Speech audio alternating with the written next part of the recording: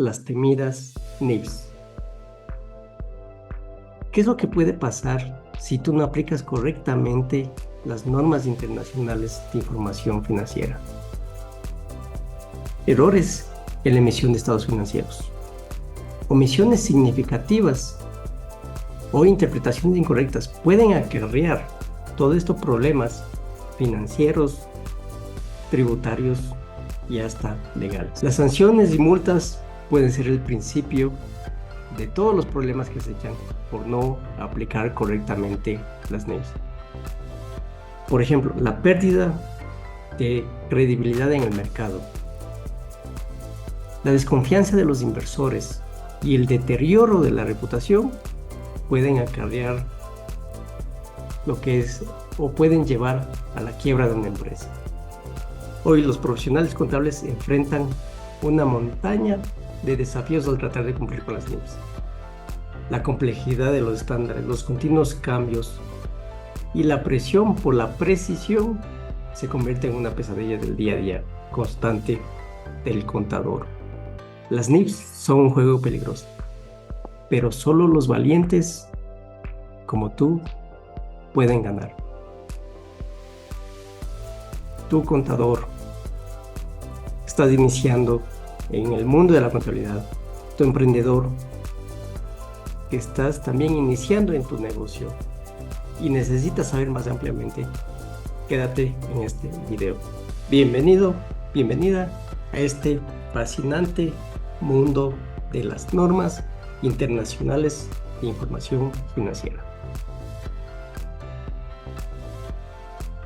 En esta ocasión vamos a presentar un video, vamos a conversar respecto a lo que son las NIFs, las famosas y las temidas NIFs.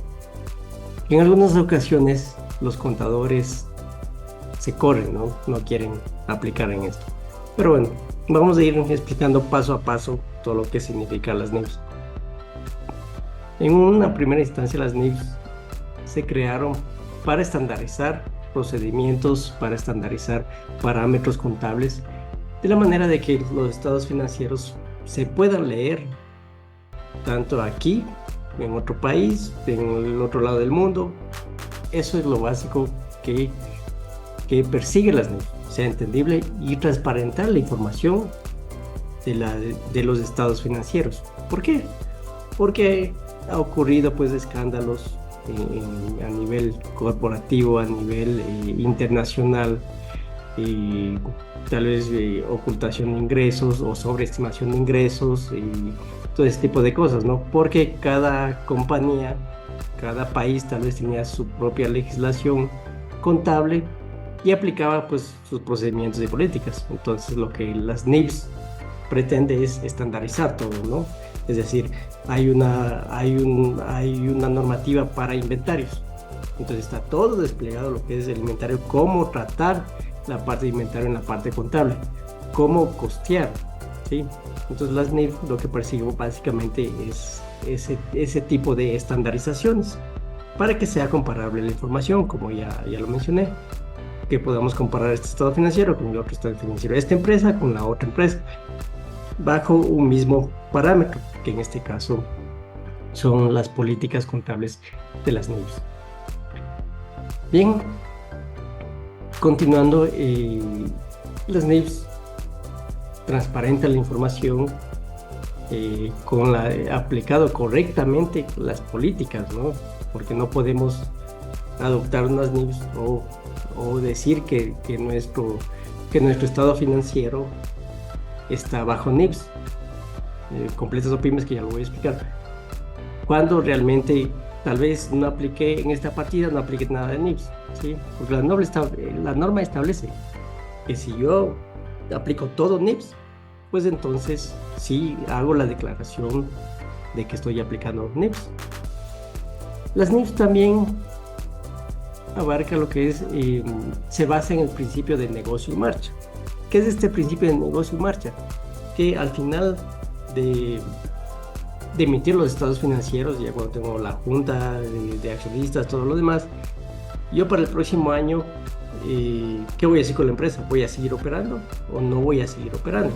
Si de pronto me fue mal y la quiero cerrar, Entonces ya no aplica el principio de negocio en marcha y ya se maneja, digamos, otros términos, que es, en algún otro video lo he de comentar, que es que se contabiliza bajo la base de liquidación, ¿sí? Pero eso no lo voy a decir por ahorita, si no les voy a confundir. Entonces se basa en el principio de negocio en marcha. Las NIFs se basan en algunos principios, ¿no? Tenemos relevancia, tenemos comparabilidad, tenemos fiabilidad, tenemos también importancia relativa, ¿sí? Entonces bajo esos principios se lleva lo que son la contabilidad de cada organización. Y todos estos principios pues se unen para formar lo que es el paquete de los estados financieros en cada uno, ¿no? Con las respectivas políticas. Eso es lo que pretende las NIFs en una primera instancia, ¿no? Entonces tenemos la comparabilidad, la fiabilidad, de que los estados financieros sean fiables al 100%, que no haya errores dentro de la contabilidad, que no haya errores, digamos, también significativos de lo que es al momento de registrar, ¿no? Que estén libres de error. Tal vez no se podrá llegar al 100%, que no haya esos errores que son fraudes, ¿sí? Entonces una cosa es el error y otra cosa es que ese error induzca a un fraude, ¿no? Entonces es lo que tenemos que tener muy, muy en cuenta cuando somos contadores, y si somos pues usuarios de los estados financieros, pues tener en cuenta eso. Dentro de las NIFs también establece para quiénes se emiten los estados financieros. Estos estados financieros pues se emiten para usuarios externos de la organización, internos también de la organización. ¿Quiénes son los usuarios externos? Pues podemos tener proveedores, podemos tener bancos, cuando vamos a la banca con nuestro estado financiero a que nos den créditos. Puede ser el mismo estado para lo que son impuestos, para lo que son lo que es de la superintendencia de compañía. Esos son los usuarios externos. Los usuarios internos, pues obviamente los que están dentro de la organización, ¿no? Tal vez la jefatura de producción, la jefatura de ventas, de comercialización, la jefatura financiera, el propio gerente general, el directorio, ¿sí? Son usuarios internos de la información financiera.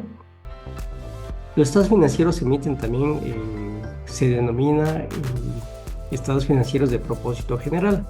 ¿Por qué? Porque se emite pues los estados financieros bajo un formato activos pasivos a la información básica. Obviamente tiene que estar acompañada con la política contable y con las notas de los estados financieros, ¿sí? Pero son de propósito general, que sirve para todos estos usuarios externos de información. Pero también puede haber podemos emitir también algo específico, ¿sí? Que se llama de propósito específico, ¿sí? Pero es para temas, por ejemplo, que el jefe de producción necesite el estado de costos de producción. Entonces se emite una información, digamos, más específica, por eso es de propósito específico, y se emite ese informe, ¿no? O otro propósito específico es cuando hacemos la declaración de impuestos, ¿no? Porque una cosa es los estados financieros que tenemos contablemente, y la otra es cuando pasamos al formulario de impuestos a la renta para calcular lo que tenemos que pagar al Estado, al fisco, por cuestiones de renta de los ingresos, ¿sí? Que ahí obviamente en el estado de renta, en el estado de resultados, pues ahí van neteado lo que son gastos deducibles, gastos no deducibles, y al final se paga un impuesto, ¿no? Que es de propósito específico. Otro que puede ser de propósito específico, otro estado de propósito específico o información de propósito específico, puede ser lo que requiere un ente específico de control. Si pongamos Ministerio de Telecomunicaciones o Arcotel, que ellos piden para lo que es las contribuciones a esta entidad, a estas entidades, piden, por ejemplo, deme los ingresos trimestrales y de acuerdo a eso le calculo el porcentaje que está establecido en la ley y es lo que me pago, o sea, son de propósito específico. ¿Sí? También puede ser en los sectores estratégicos, ¿no? Que las entidades pidan una información muy específica para calcular, no sé, márgenes de ganancia o calcular los mismos impuestos, las tasas, ¿sí? Entonces eso es de propósito específico. Es lo que abarca lo que es un poco es el panorama de las NIFs. Pero dentro de estas NIFs vamos a topar también topemos el tema lo que es NIF para pymes y NIF para completas. NIF completas aplican a aquellas que tienen obligación pública de rendir cuentas o de presentar los estados financieros. Así se les denomina, ¿no? Obligación pública, ¿sí? De rendir cuentas. Por ejemplo, un banco, ¿sí?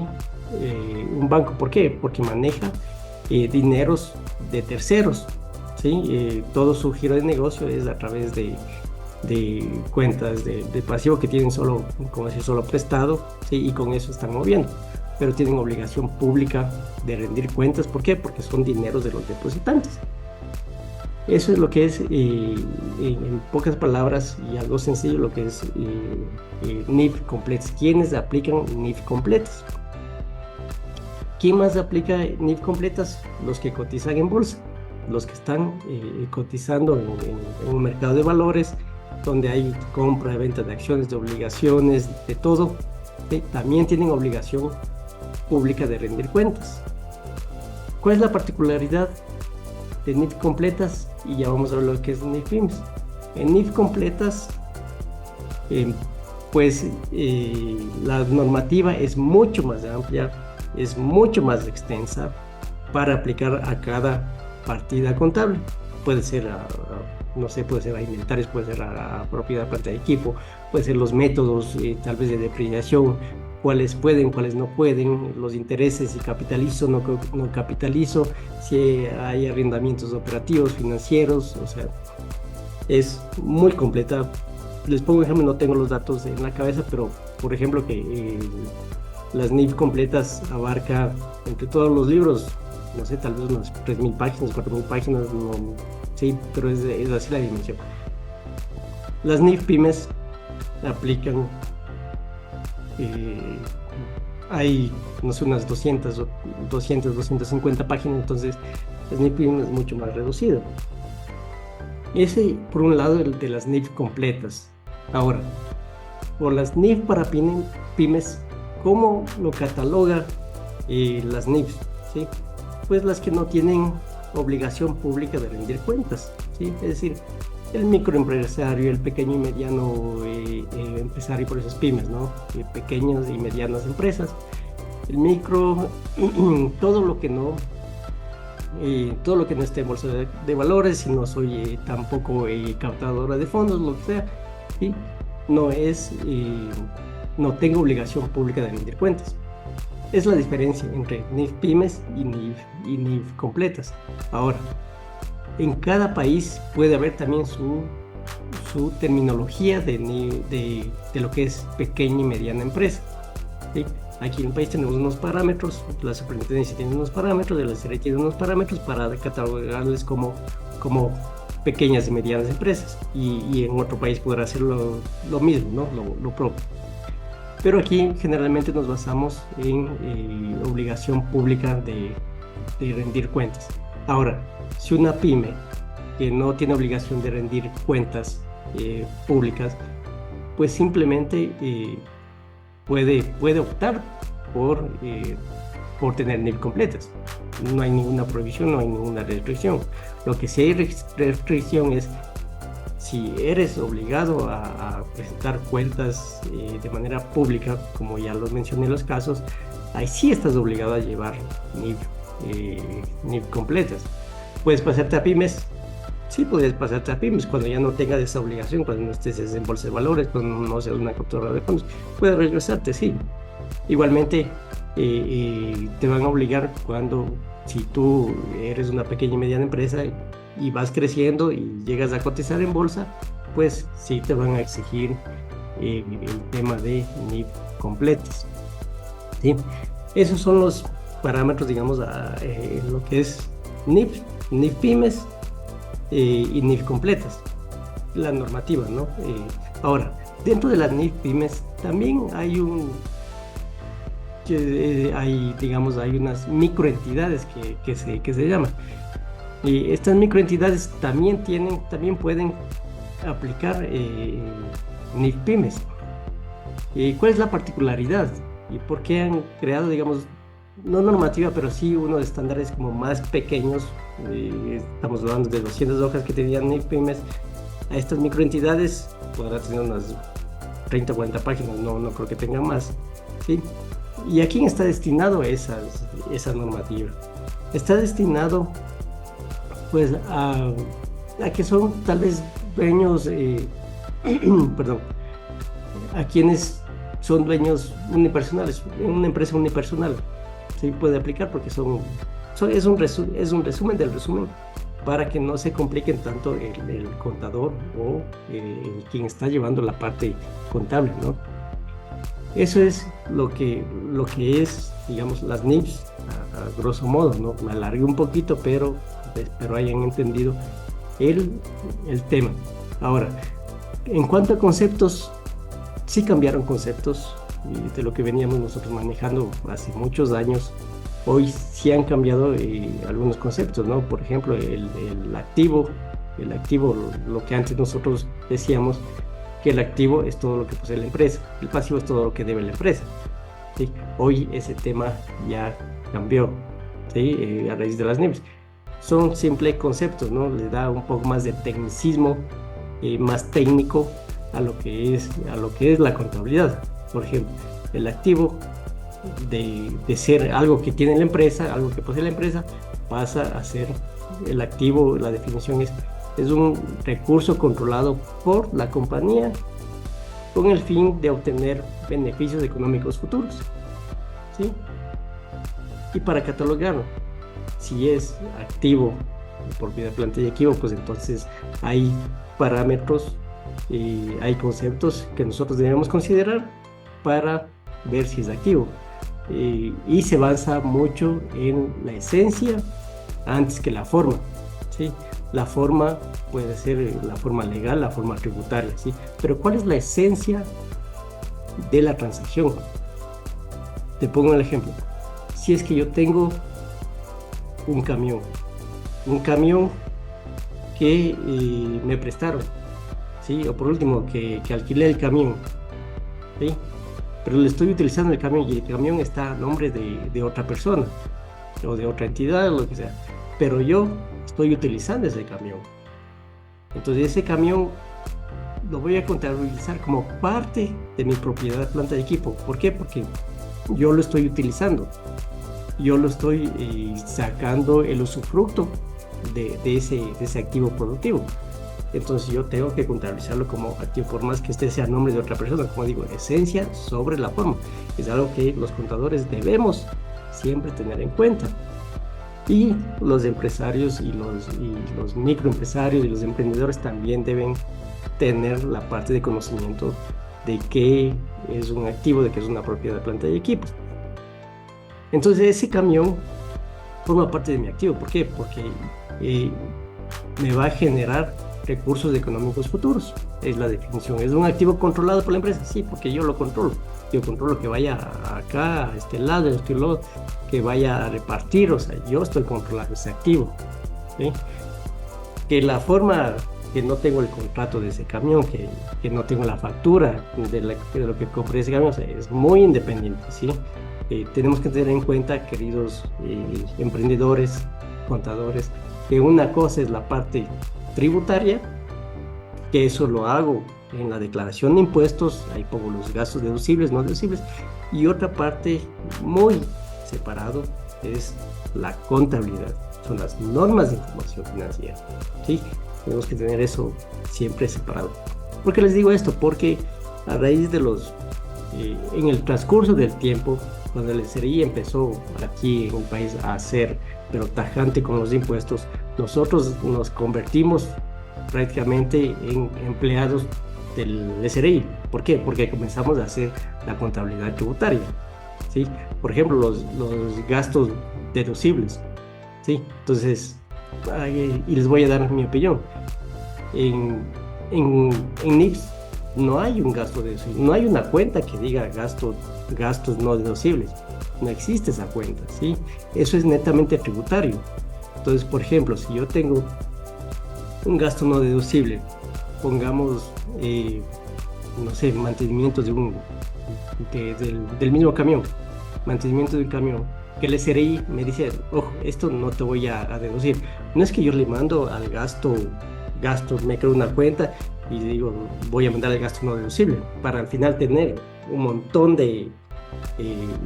así de cuentas de gastos no deducibles o de líneas de gastos no deducibles de todo lo que he ido gastando, ¿sí? ¿Sí? Entonces, no hay, como digo, contablemente, mi criterio, no hay una cuenta de gastos no deducibles. Ese gasto que yo lo hago de mantenimiento, eso yo lo tengo que mandar contablemente a dónde es. ¿Y a dónde a dónde pertenece ese gasto? Listo, dentro de los costos o gastos del estado de resultados, gasto, mantenimiento, clarito. Al final del año, ahí sí voy a tomar ese gasto, o sea, claro, como contador debo tener un anexo, ¿sí? Y decir, ok, aquí tengo un gasto no deducible, ¿sí? En la fila donde es gastos no deducibles, en el formulario de renta, pues ahí lo marco como gasto no deducible, ¿sí? Pero contablemente pertenece a un gasto. Por eso siempre les repito, esencia sobre la forma, ¿sí? Y esos conceptos son los que han venido cambiando y la forma de contabilizar también. Ahora, hay otro tema también muy importante que viene en cada normativa. Yo seguiré haciendo, entre paréntesis, yo seguiré haciendo videos de cada normativa que hay respecto a NIF Pymes. Nos vamos a enfocar a NIF Pymes. ¿Por qué? Porque aquí en el país creo que tal vez el 90-80% de las empresas son pymes. En las NIFs, dentro de cada normativa, dentro de cada reglamentación, de cada cuenta, ¿qué es lo que viene? Y es fácil de leerlo. Te viene el objetivo de la norma, el alcance, es decir, a qué cuentas aplican o a qué cuentas no aplican, ¿sí? Te viene cómo registrar inicialmente, cuál es el registro inicial. Por ejemplo, en el caso de inventarios, esto para todas las NIFs, ¿no? En el caso de inventarios, pues te dice el registro inicial, primero es el costo histórico, más el costo de la importación, más los costos de lo que representa traer el bien al lugar en donde está destinado, no sé, como bodega, como eso. Entonces todos los costos relacionados a eso se activan, ¿sí? Te pongo un ejemplo, yo estoy importando una máquina. Primero el costo del activo, el costo de la maquinaria, ¿sí? Que es la importación y todo lo demás. Puedo activar también el costo de la transferencia bancaria, los costos de nacionalización, los costos de aduana, los impuestos, que no son los impuestos cuyas derogaciones no sean recuperables. Por ejemplo, en el caso de aquí, lo que es el FODINFA, lo cargo al costo porque eso no lo voy a recuperar. Pero si en la desaduanización me viene el IVA, eso sí lo puedo recuperar, ¿sí? Como un IVA, como crédito tributario, entonces eso no lo activo, ¿sí?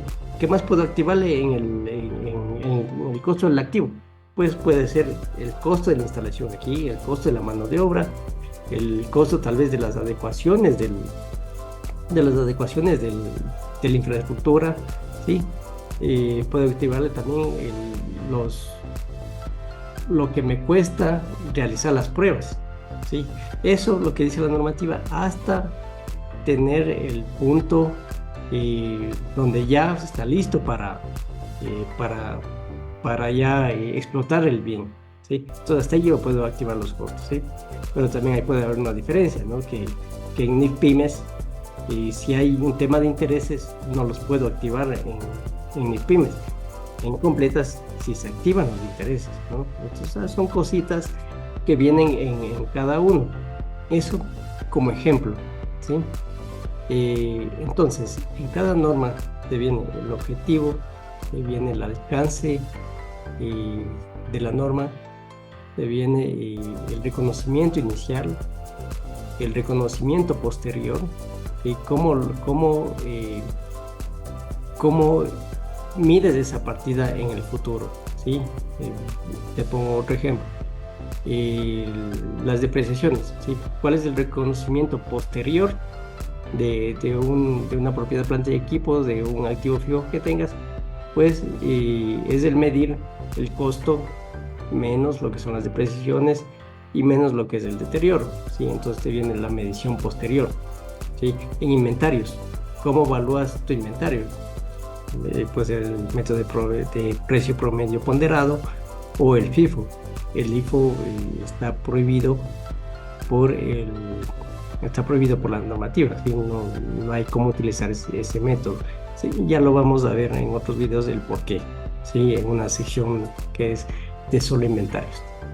Así como hay las NIPS, que es para la empresa privada, también hay, se denomina NICS para el servicio público, normas internacionales de contabilidad para el sector público.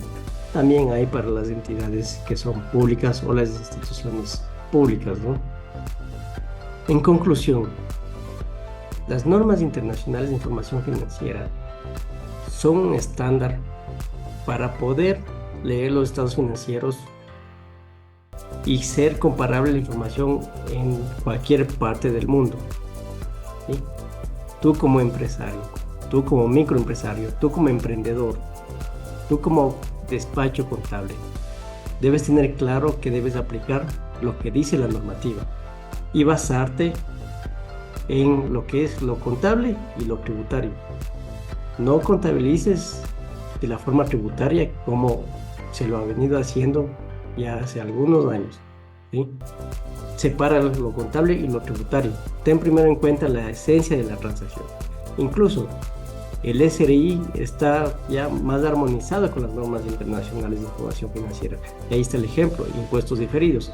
Antes, al inicio, no era aceptado los impuestos diferidos. Hoy ya hay la parte de impuestos diferidos. Ya está aceptado por el SRI. El SRI sabe de la normativa de información financiera de las NIPS. Sabe cómo aplicarle también y cómo glosar también respecto a eso, ¿sí? Entonces, separa, ¿sí? El SRI no te va a decir nada cuando tú apliques esencia sobre la transacción. El SRI a veces glosa o te manda notificaciones cuando presuntamente cree que no hay una esencia en la transacción. Obviamente, si yo compro una factura, como puede ser la práctica de algunos, compro una factura y luego la pongo dentro de la contabilidad, eso no es una esencia. Sí, tengo la factura, el papelito, sí, pero eso es tributario, pero no hay una esencia, ¿sí? No para justificar gastos, ¿sí? Entonces, mis queridos amigos emprendedores, despachos contables, contadores, gente que recién inicia en esta linda y hermosa profesión, pues tengan en cuenta todo lo que les voy mencionando. Déjame saber tus comentarios aquí abajo y suscríbete, sígueme para más videos. Cualquier sugerencia, recomendación o si quieres que haga algún otro video, pues coméntame abajo. Gracias. Chao.